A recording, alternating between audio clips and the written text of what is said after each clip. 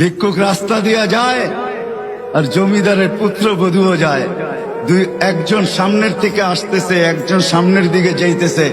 দুইজনের ক্রসিং এর সময় ভিক্ষুকের গায়ের কাদা জমিদারের পুত্রবধূর গায়ে লেগে গেছে।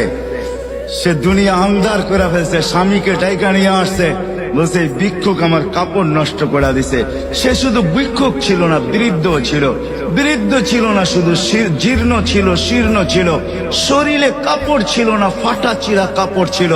পায়ে জুতা ছিল না, পেটে ভাত ছিল না।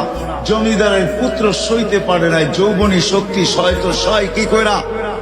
তার স্ত্রীর গায়ে ভিক্ষুকের কাদা, বস সমগ্র শক্তিকে হাতে জমা করা, একত্র করা বৃদ্ধের গালে বসায়।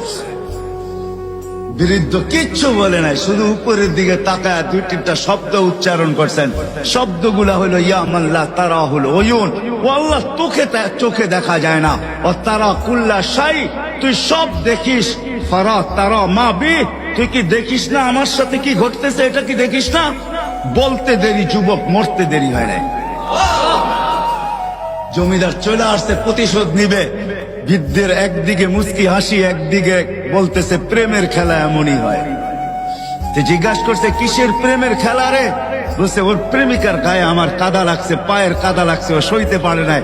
যৌবনী শক্তি দিয়ে আমার বৃদ্ধ গালে বসায় দিছে। আমাকেও একজন ভালোবাসে, সেও সইতে পারে না, সেও সইতে পারে না। ও তো থাপ্পড় দিয়া খেলতো, সে জান নিয়ে নিছে, জান।